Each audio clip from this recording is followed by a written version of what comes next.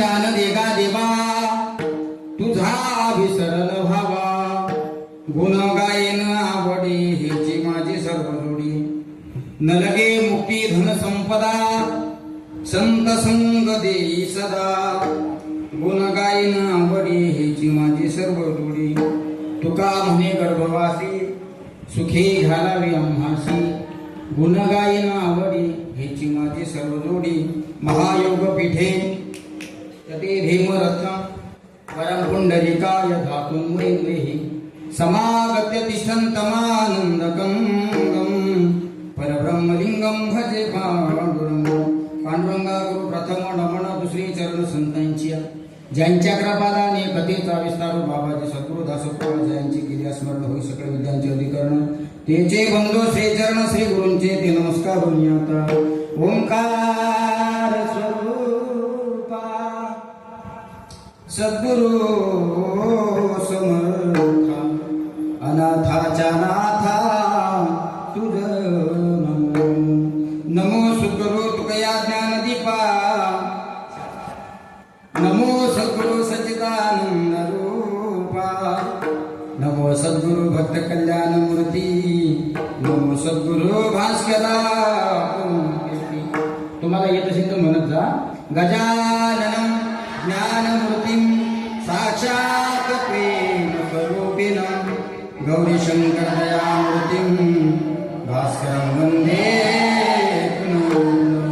सती रंभा दयाची माता से हो आकारा मनावे पिता से हो शिरसोली गावे अवतार धरिला नमस्कार हे चिदान दिगा देवा तुझा विसर न व्हावा गुण गायन आवडे हेची माझी सर्व जोडी 10:30 वाजले खरे तर या टायमाला कीर्तन सोडण्याची वेळ होते त्या टायमाला आपण कीर्तन प्रारंभ केलं 11 वाजेपर्यंत आपण थांबू सर्वांना माझी विनंती आहे देवाचं कीर्तन श्रवण करत असताना ते पाय लांबून करायचं नसतं अरे वा एका शब्दात ऐकतात सगळे लोक काय हुशार लोक आहेत कारण प्रवचन 1 तास कीर्तन 2 तास आणि तमाशा रात्रभर विठाला विठाला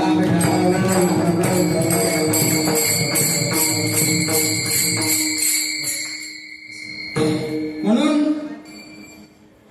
तुमच्या सर्वांच्या सेवेकरता या ठिकाणी जो अभंग निवडला वैराग्याचे मूर्तिमंत संत श्रीमंत देऊचे सुप्रसिद्ध साधू जगद्गुरु श्री तुकोबाराय यांचा हा मागणीपर प्रकरणातील 4 चरणाचा अभंग आहे वारकरी संप्रदायाच्या नियमाप्रमाणे सप्ताह 7 दिवसाचा असला तरी त्याची मागणी असते सप्ताह त्रिदिनी असला तरी त्याची मागणी असते सप्ताह 2 दिवसाचा जरी असला तरी त्याची मागणी असते आणि ज्या दिवशी मागणी होते समजून घेतलं पाहिजे दुसऱ्या दिवशी नक्की कुठेतरी काला हा होत असतो आणि आपल्या जीवनामध्ये सुद्धा उद्याचा जो दिवस आहे मी म्हणजे चिखलीकरांच्या करता बोलतो असं नाही माळेगावकर यांच्या करता सुद्धा बोलतो आपल्या सर्वांच्यासाठी अतिशय आनंदाचा जो क्षण आहे तो उद्याचा आणि तो उद्याचा क्षण म्हणजे संत सम्राट योगीराज गजानन महाराज यांचं मुखदर्शन पददर्शन आपल्याला त्या ठिकाणी होणार आहे ही आपली सगळ्यांची सौभाग्याची गोष्ट आहे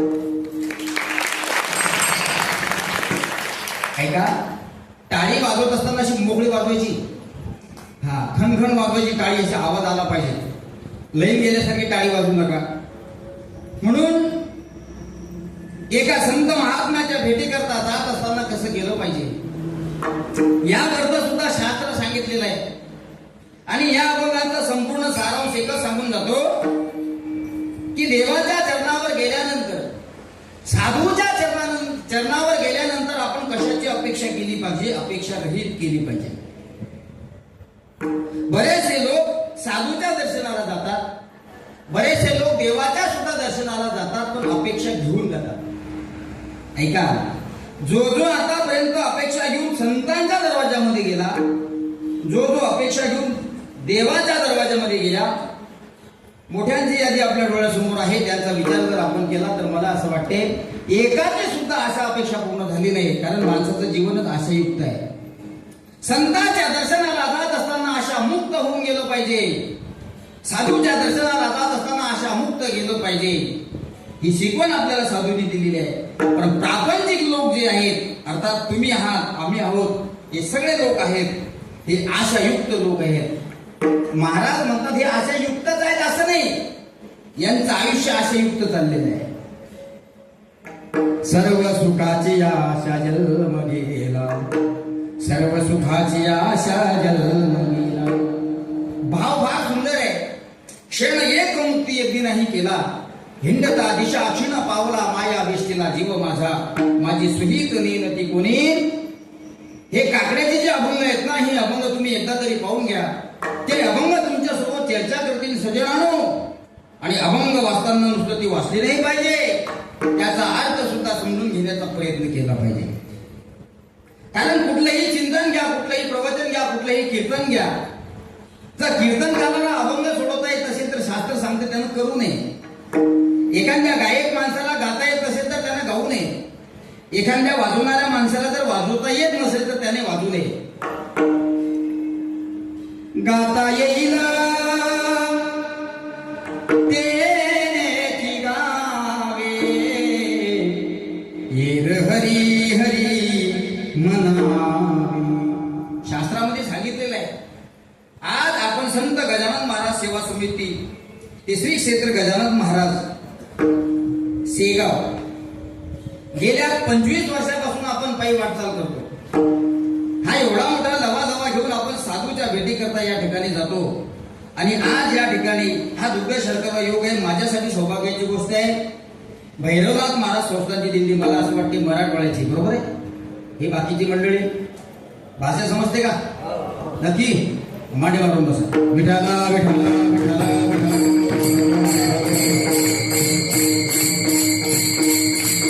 हे कीर्तन काही साप्ताहिक कीर्तन नाही.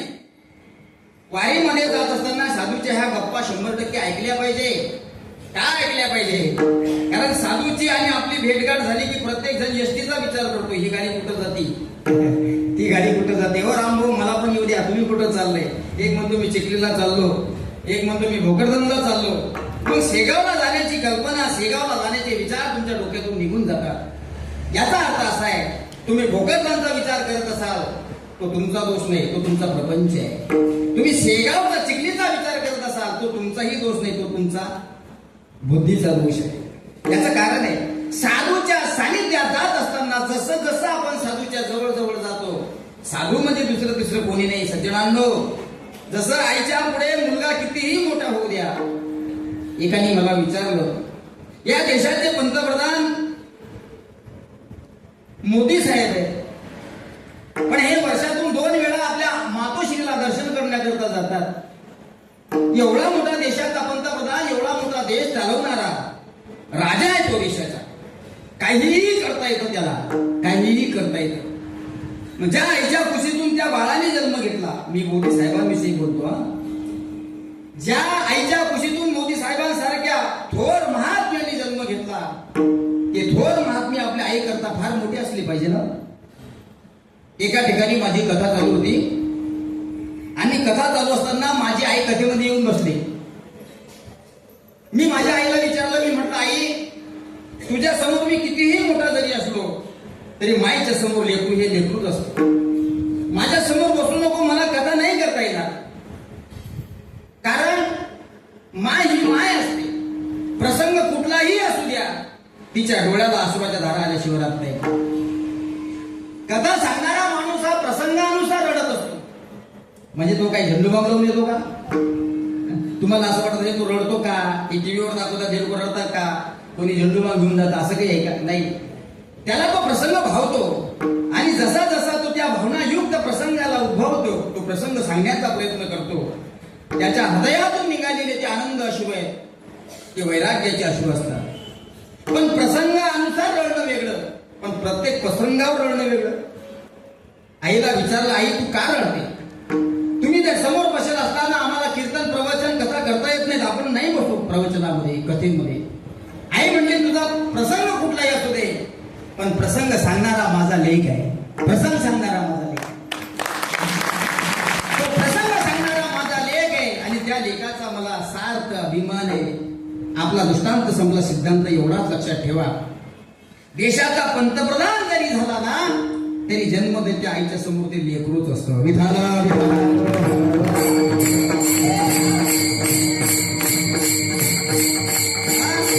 कारण ऐसी देव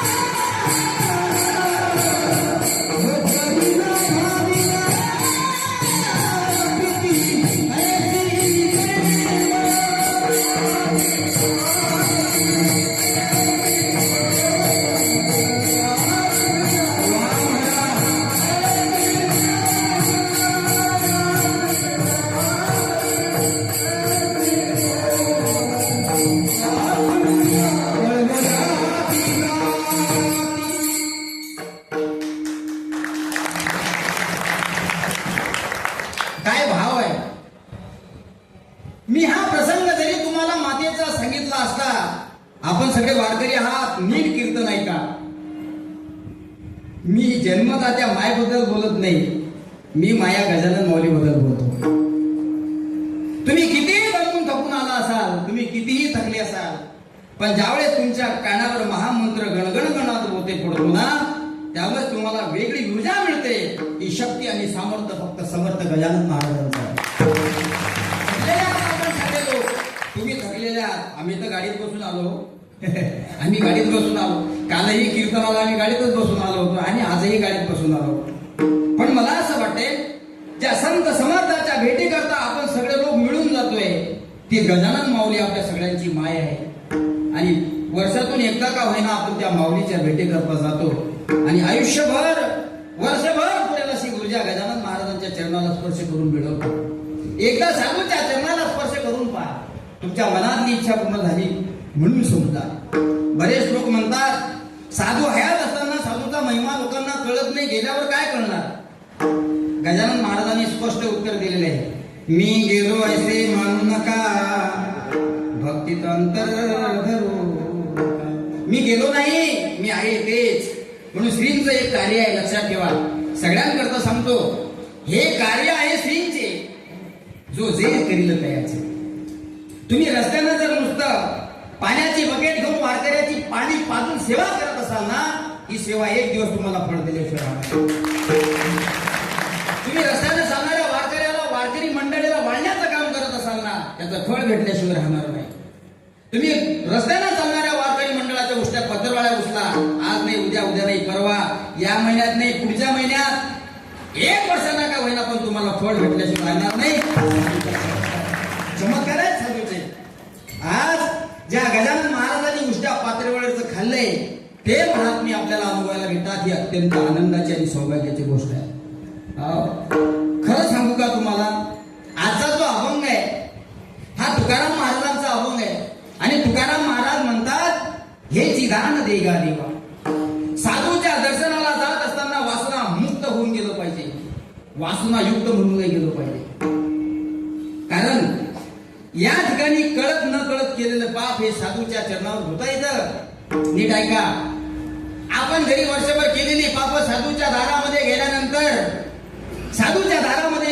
संतांच्या चरणाचा स्पर्श झाल्यानंतर त्या पापापासून मुक्तही होता येतं.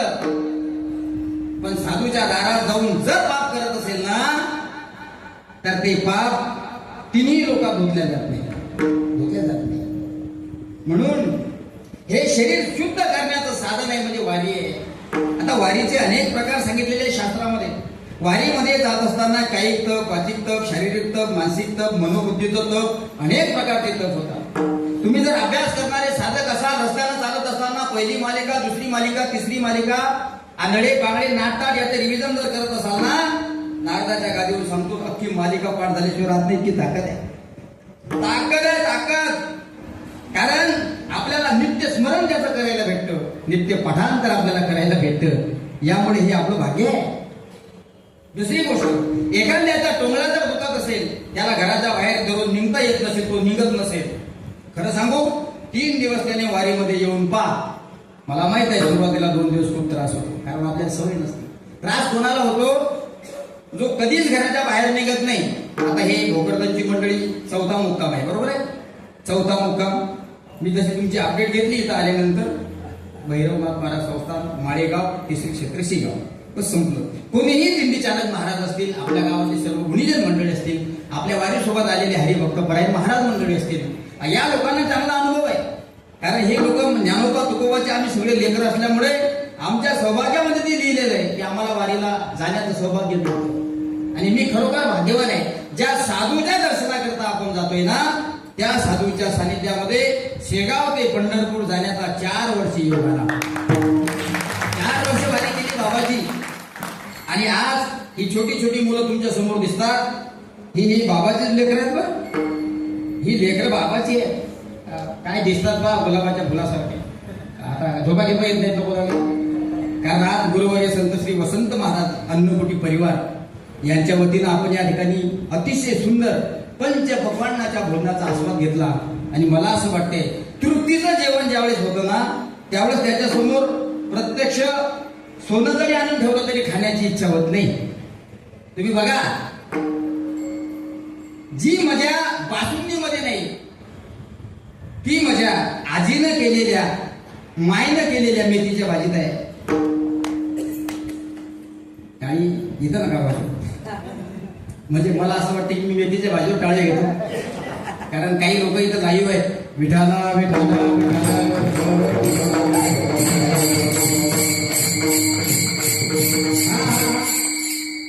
आणि त्या मेथीच्या भाजी सोबत तुम्ही अर्धी भाकरी एक भाकरी तुरटीची जेवली. एखाद्या माणसाने सांगितलं काय मेथीची भाजी खातो, महाराज दिसतो, कीर्तनकार दिसतो, अध्यापक दिसतो संस्थेचा, मुलं पण शिकतात असं मला वाटतं.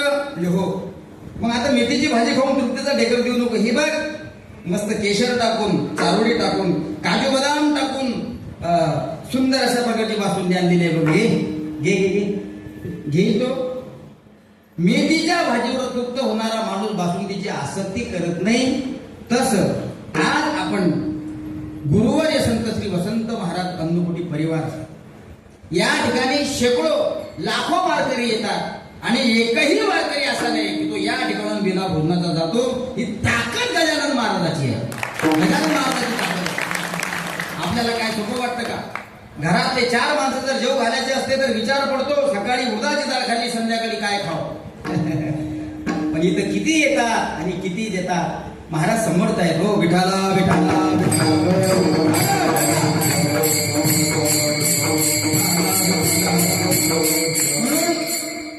उद्या सगळ्यांचा ज्याची आसक्ती आपल्याला लागलेली आहे, ज्याची इच्छा आपण आतापर्यंत करत आलो, घरून निघलो एकच इच्छा व्यक्त करत निघलो, मी बाबांच्या दर्शनावर जाणार, बाबांच्या चरणाला माझा स्पर्श करणार आणि माझे सगळं दुःख बाबाजवळ देणार. हा अभंग मागणीपर प्रकरणात नाही आणि तुकाराम महाराजांचा सगळ्यांच्या पाठातला आहे. आपण दिंडीत जाणारे, गावात हरिपाठ करणारे, कीर्तन करणारे, प्रवचन करणारे, ज्याच्या पाठ नाही वावरात खुरपणारे, निवडणारे, डवरणारे, ओळखणारे, सोयाबीन सोंगणारे, सगळ्यांचा हा अभंग पाठ आहे. ज्यांचा अभंग पाठ नाही तो माणूसच नाही. मग सगळ्यांचा अभंग पाठ आहे. या अभंगात पहिल्या चरणामध्ये जगद्गुरु संत श्री तुकाराम महाराज म्हणतात, हेची दान देगा देवा. पहिला शब्द वापरला चकारात्मक. हेची या शब्दात चकारात्मक वाक्य आहे आणि चकारात्मक वाक्य वापरत असताना जगद्गुरु संत श्री तुकाराम महाराज देवाच्या पुढे मागणी मागतायत आणि मागणी मागण्याच्या अगोदर अभंग लिहून ठेवले तुकाराम महाराजांनी. तुकाराम महाराज म्हणतात, पहिली गोष्ट आम्ही त्या पंढरीच्या पांडुरंग परमात्म्याच्या पुढे हात पसरत नाही, कारण संत कधीही कोणाच्या पुढे हात पसरत नाही. हात प्रापंचिक माणूस पसरवतो, तुम्ही आम्ही पसरवतो, कारण संत हे सावकार आहेत आणि देव हा कर्जदार असतो. आपल्याकडे घेणारा कर्जदार आहे, देणारा सावकार आहे. तसं सावकार देव आहे, संत आहे आणि देणारा जो आहे, तो घेणारा आहे, तो देव आहे. याचा अर्थ असा आहे, माझ्या पंढरीच्या पांडुरंगाने विचारलं, तुकोबा, विश्वाच्या कान्या कोपऱ्यातून वारकरी माझ्या दर्शनाकरता येतो, पण आलेला प्रत्येक वारकरी काही ना काही अपेक्षा घेऊन येतो. तुकोबा, तुम्ही सुद्धा मला काहीतरी मागा तुकोबा, मागा. कारण ज्या वेळेस माझे तुकोबा पंढरीच्या पांडुरंग परमात्म्याच्या चरणावर दर्शन करण्याकरता जायचे, 28 युगापासून उभा असलेला पांडुरंग परमात्मा तुकोबाच्या समोर खाली मान घालून उभा राहत होता. इतकी ताकद माझ्या तुकोबाची होती. ताकद होती, ताकद. काय अधिकार असेल हो तुकोबाचा, काय अधिकार होता. एवढा मोठा ब्रह्मांड नायक भगवान परमात्मा, जेने हे विश्व निर्मिले, महर्षी देवान संस्थापिले, पुढे 36 स्वर्गात धरले सत्ता मात्र आपल्या. एवढंच नाही, तुम्ही झोपता सुद्धा त्याच्या सत्तेने, तुम्ही सकाळी उठता सुद्धा त्याच्या सत्तेने, तुम्ही बसलेले आहात त्याची सत्ता आहे, तुम्ही टाळ वाजवता ही त्याची सत्ता आहे. एवढंच नाही, तुमच्या तोंडामध्ये घास जातो ना, घास हा तुमच्या हाताने जात नाही, हा त्याच्या सत्तेने जातो. कारण घास गिळिता का, महाराज म्हणतात, त्याच्या मनात जर आलं ना, त्याच्या मनात जर आलं ना, तर तो हातातला घास तोंडात सुद्धा जाऊ देत नाही. विठाला विठाला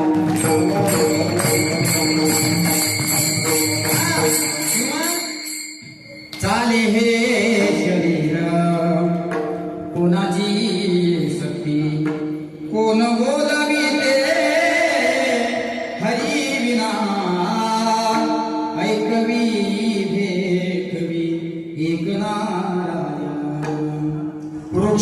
ही पाने हाले त्याची सत्ता. राहिली आणि राम गोरे. आपली हत्या नको.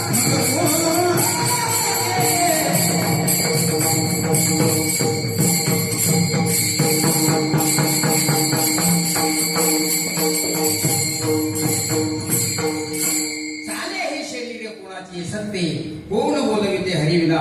ऐकवी देखवी एक नारायण.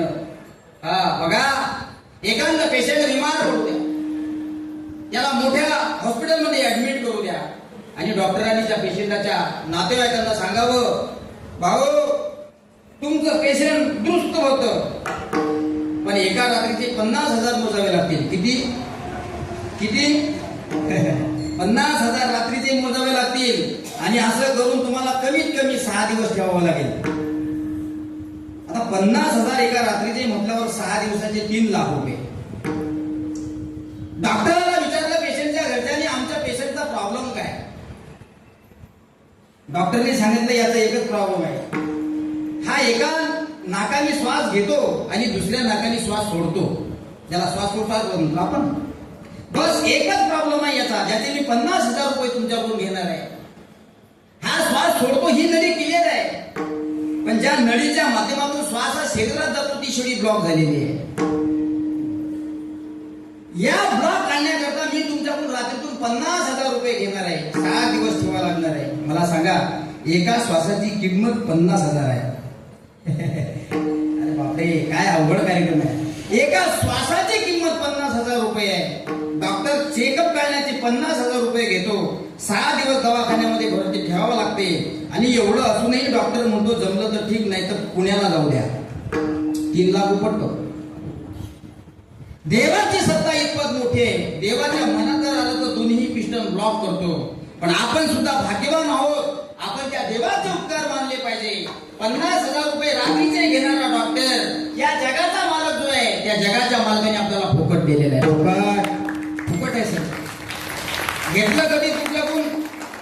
आपल्या घरात जर सरकारी लाईटचं बिल जास्त आलं तर तुम्ही एमएससीबीत जाऊन त्या वायरमॅनची भांडण करता. आमच्या घरात 10 युनिट पडत होते, 12 युनिट पडलेत, कसे 2 युनिट आले कुठून? अरे बाबा तू जाळले असतील. इलेक्ट्रिशियन वाल्याशी आपण वाद करतो, भांडण करतो, कशासाठी? 100 रुपये शिल्लक द्यावे लागतात म्हणून. पण माझ्या जगाच्या मालकाने तुम्हाला दिलेला फुकटचा श्वास याचं बिल कधी पाठवलं नाही आणि तो पाठवणारही नाही. ऐका, म्हणून कोणत्या ना कोणत्या प्रकारे आपण देवाकडे जातो, अपेक्षा घेऊन जातो. देवा माझं हे झालं पाहिजे, देवा माझं ते झालं पाहिजे. अनेक वारकरी जायचे देवाच्या दर्शनाकरता. तो पंढरीचा पांडुरंग परमात्मा त्या ठिकाणी उभा आहे. हा एका भक्तिभावापोटी उभा आहे.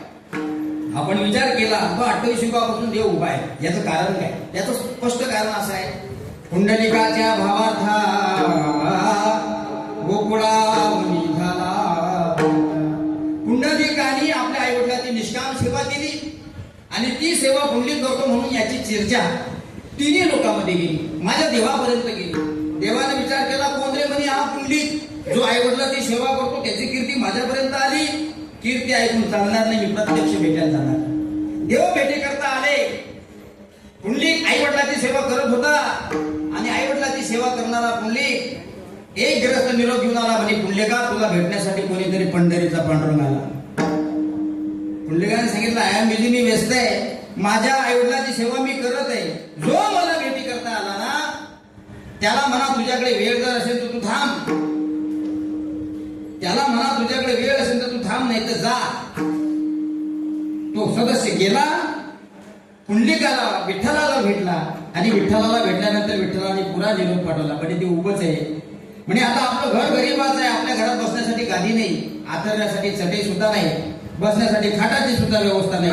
मग पुंडलिकाच्या कुटीमध्ये वीट पडलेली होती. ती वीट धरली आणि बाहेर फेकून दिली आणि त्याला सांगितलं, तो मला भेटण्याकरता आला ना, ही वीट फेकली, त्याला म्हणायला विटेवर उभा राहा. विषय संपला. पुंडलिकाने आईवडिलांची निस्वार्थ सेवा केली. या सेवेची चर्चा तिन्ही लोकात केली आणि प्रत्यक्ष चर्चा झाली.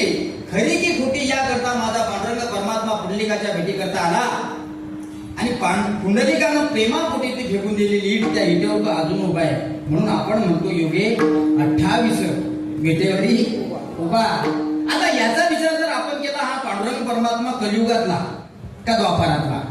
हा द्वापारातला आणि हाच कलियुगातला, हा एकच आहे. कारण इथं पुरावा दिलेला आहे, प्रमाण आहे. पुंडलिकाच्या भावार्था गोकुळी हुनी झाला. पुंडलिकाच्या भक्तीपोटी, पुंडलिकाच्या प्रेमापोटी गोकुळातून आलेला तो प्रत्यक्ष श्रीकृष्ण मूर्ती विठ्ठल, प्रत्यक्ष श्रीकृष्ण मूर्ती विठ्ठल आज याच्या दर्शनाकरता विश्वाच्या कान्याकोट्यातून माझा वारकरी जातो. आणि गेल्यानंतर त्या पांडुरंगाच्या चरणावर ज्यावेळेस नतमस्तक होतो त्यावेळेस त्याच्या डोळ्याला आनंद अश्रू येतात. देवा काय रे तुझं सुंदर स्वरूप. आणि मला माहित आहे 25-25 तास बारीमध्ये लागणारा माझा वारकरी ज्यावेळेस पांडुरंगाच्या चरणाला नतमस्तक होतो ना, स्पर्श करतो, एकही वारकरी असा नसेल की त्याच्या डोळ्याला पाणी येत नसेल. येतो पाणी का? ज्याच्या करता मी आलो. काय स्वरूप आहे माझ्या देवाचं. संतांनी तर त्या देवाच्या स्वरूपाचं वर्णन केलंय. राजस मदनाचा पुतळा रवी शशिकळा लोपदिया कस्तुरी मळवट चंदनाची. देवाच्या स्वरूपाचं वर्णन माझ्या संतांनी केले. तो दिसायला जरी काळा दिसला ना, दिसायला जरी काळा दिसला तरी या विश्वामध्ये सुंदरातला सुंदर व्यक्ती असेल त्याला बनवणारा माझा पांडुरंग आहे. आपण आपल्या चेहऱ्याचा अभिमान घेतो. सकाळी उठलं की आरशात, चहा घेतला की आरशात पाहतो ना आपण मौल्यावर. आता 4 दिवस झाले आपण पायी जातो, त्याच्यामुळे गोऱ्याचे काळेच झालो. तो भाग वेगळा. कारण मला माहिती आहे ऊन लागतं, कधी पाणी येतं, राहण्याची व्यवस्था बरोबर नसती. आणि वारकऱ्याचं जीवन तसंच आहे. वारकऱ्यानं त्यागात राहिलं पाहिजे. याचा अर्थ असा नाही की 4 दिवस दातच नाही घासले पाहिजे. वारकऱ्याचं जीवन सांगितले. जो जितका त्याग करेल, जो जितका त्याग करेल, राहणं कुकडे, झोपणं कुकडे, खाणं असलं तर खाल्लं, नाही तर तसं राहिलं, यात वारकऱ्याचं जीवन आहे. मला भाजीच भेटली नाही, मला पोळीच भेटली नाही, नाशी कशी व्यवस्था. अरे तू का जवळच्या लग्नाला चालला? हा, तू देवाच्या साधूच्या भेटी करता जातोय ना, मग तुझ्या जवळ जे ते टाकून दे. हे टाकून द्यायचं असतं. म्हणून गजानन महाराज आपल्याला मुक्काम देतात. एक मोहाडीचा दिला, एक अन्नकुटीचा दिला. तिथं नाही सुधारला म्हणून इथं सुधारला पाहिजे, अजून एक चान्स आहे. इथं टाकून द्यायचे आहे ते, नंतर पुढे जा. याच्यावर काय सिद्धांत आहे बघा. एक सिद्धांत आहे, आपल्या जवळ जे आहे ते आपण टाकून दिलं पाहिजे, तर देव तुम्हाला सरळ हाताने देत असतो.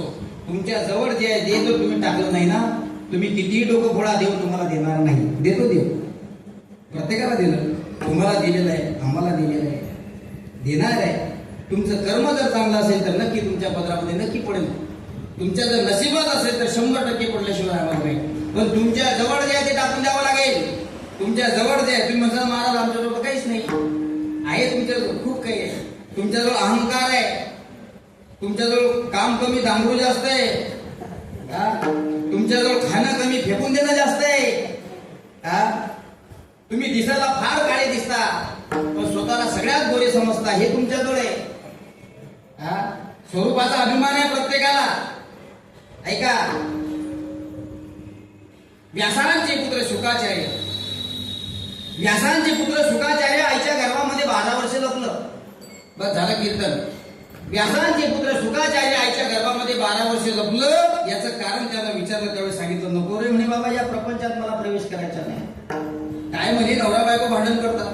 काय म्हणे सकाळी उठला शेतकरी शेतात नांगायला जातो. काय म्हणे सकाळी उठला की आंघोळे करत नाही, दातही घासत नाही, सोयाबीन सोंगायला जातो. या प्रपंचापासून मला बाहेरच यायचं नाही, मला नकोच.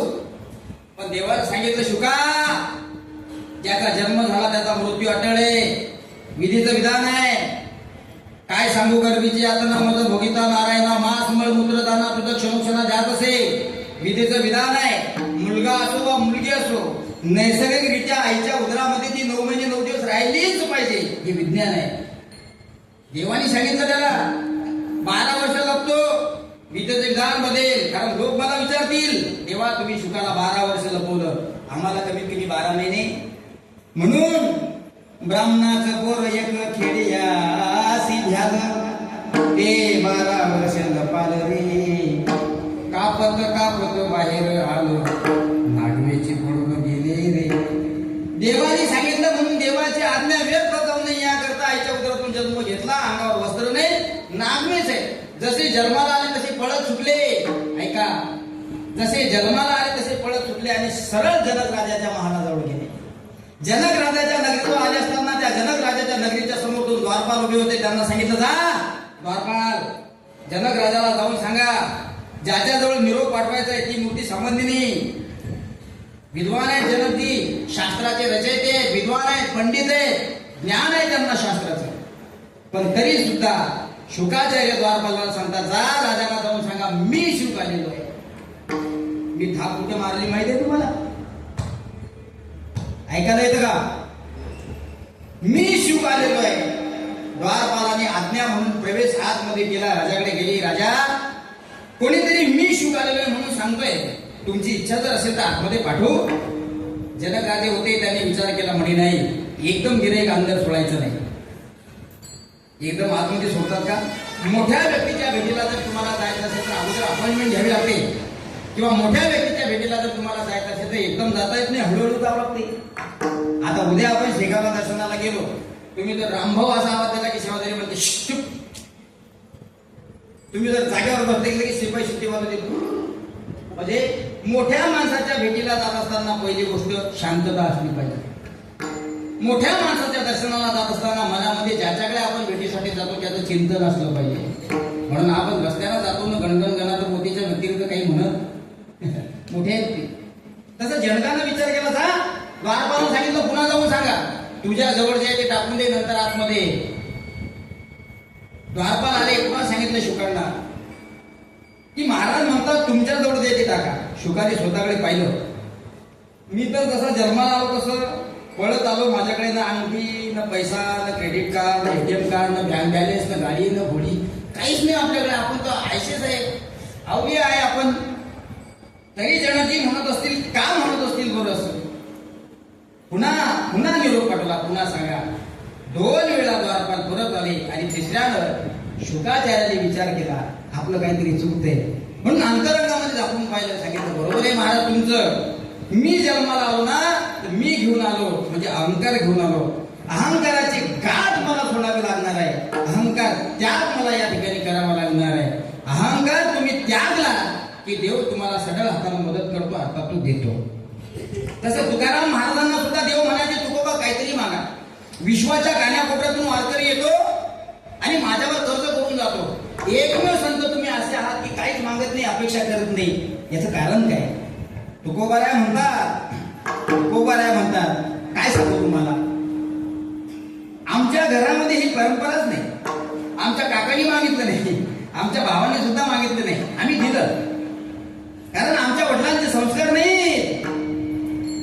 आमच्या वडिलांचे काही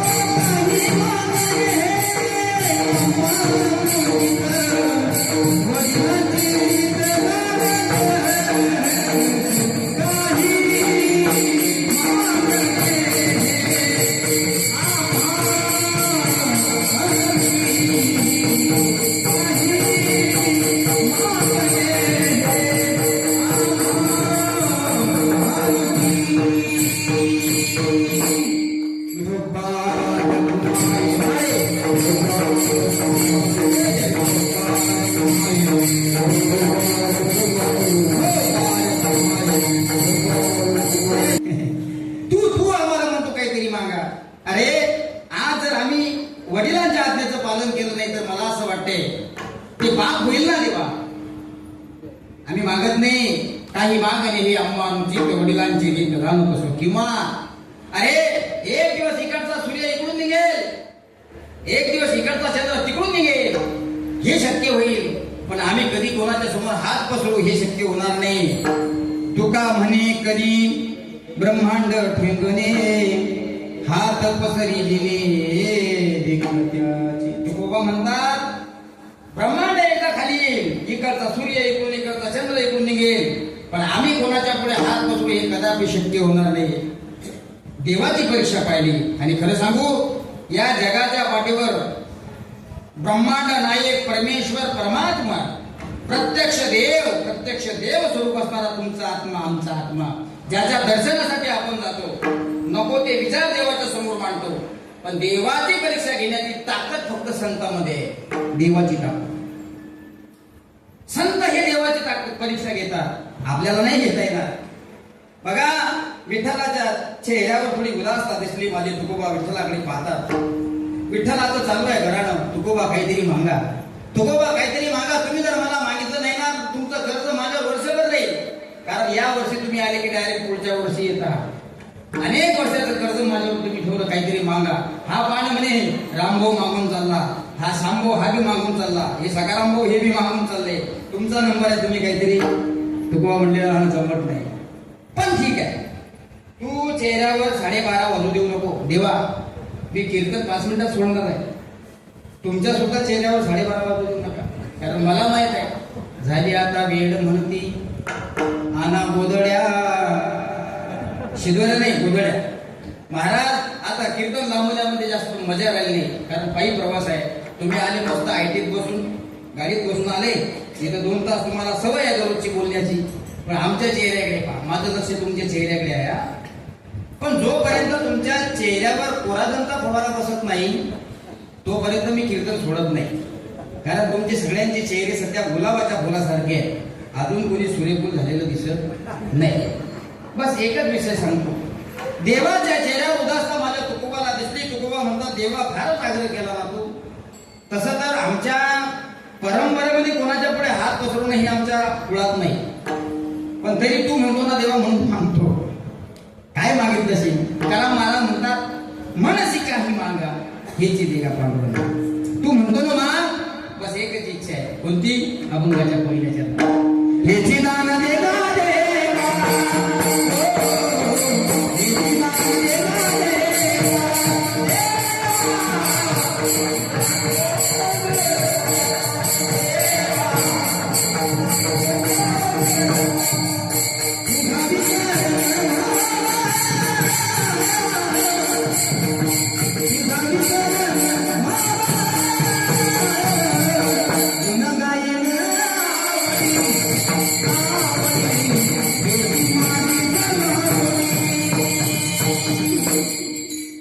देवाच्या सांगण्यावरून तुकोबा म्हणतात तू म्हणतो ना तुकोबा काहीतरी मागा म्हणून मागतो. काय मागणी मागितली तुकाराम महाराजांनी?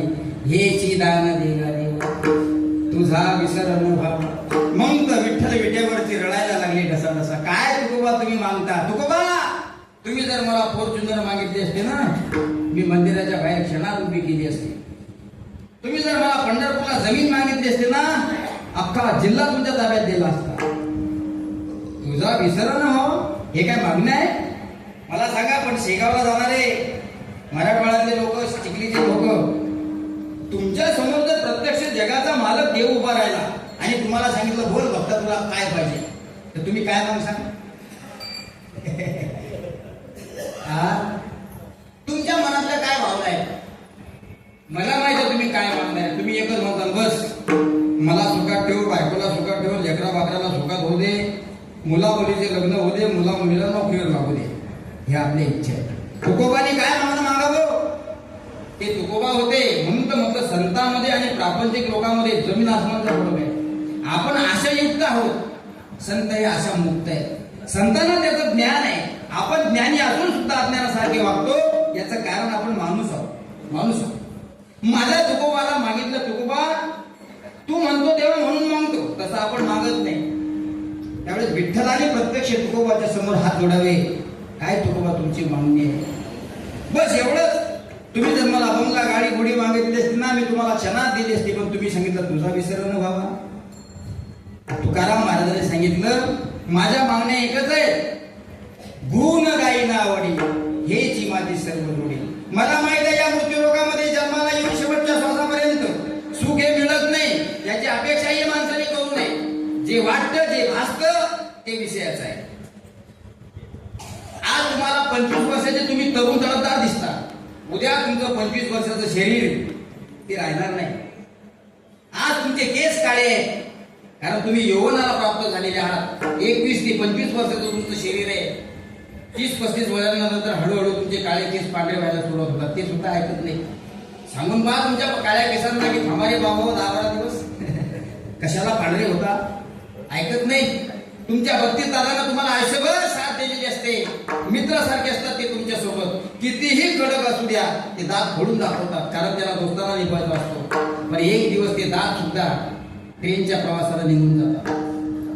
आपल्या शरीरातले अवयव तर आपला ऐकत नाही. हे सुख दिसतं तुम्हाला. महाराज म्हणतात ते नाहीये कारण ज्ञानेश्वरीमध्ये माऊलीने एक ओवी खर्च केली.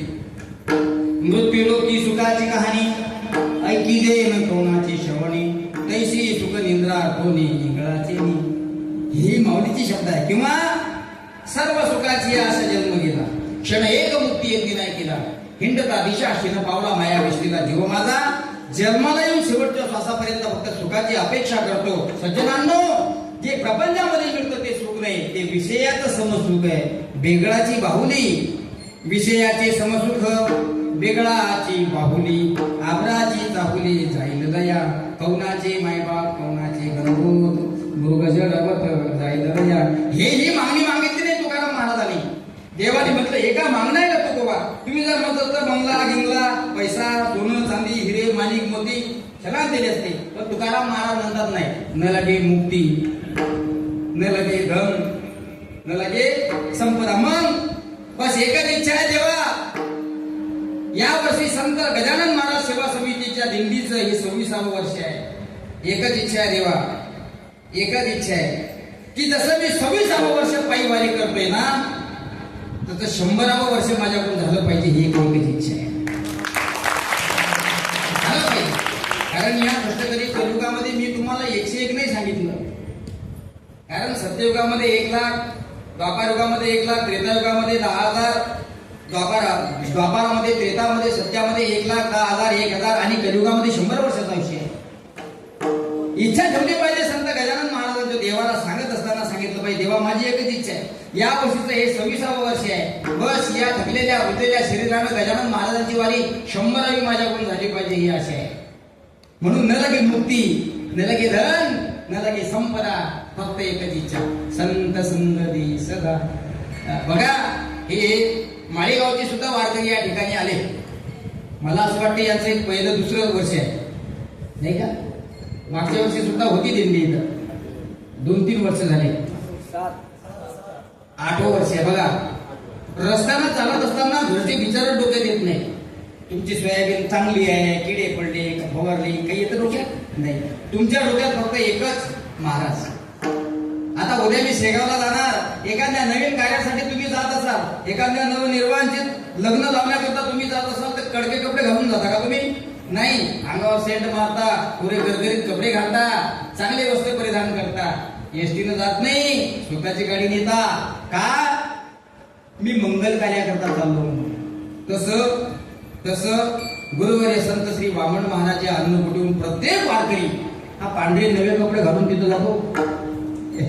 पांढरे कपडे कारण आपण मंगल कार्याकरता त्या ठिकाणी जातो.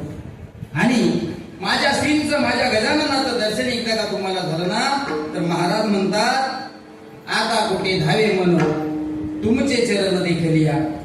भागही जातो शिनही जातो आणि शरीरामध्ये एकच शिल्लक होतो त्याचं नाव आहे आनंद.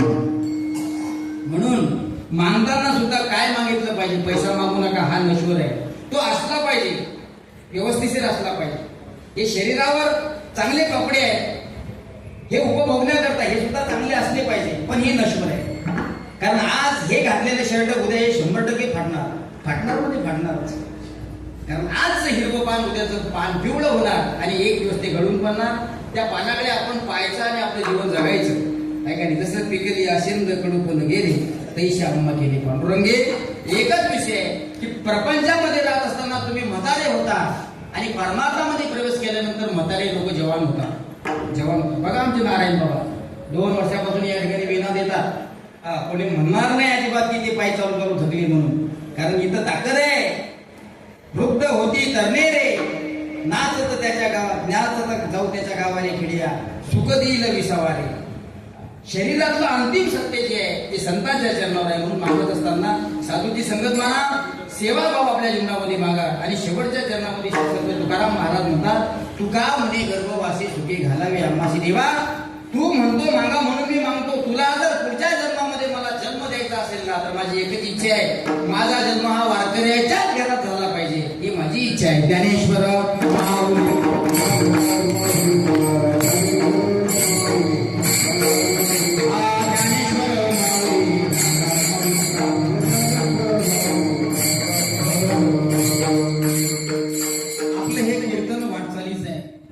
मी काही कोणाला जास्त त्रास दिला नाही. वास्तविक पाहता हा अभंग फार मोठ्या संतांचा आहे आणि किमान या अभंगावर संप्रदायाच्या नियमाप्रमाणे 2 तास चिंतन व्हायला पाहिजे. पण तुम्ही थकलेले आहात मला माहित आहे. पुन्हा आपण अर्धा पाऊण तासामध्ये या ठिकाणी सेवा संपवतो. मी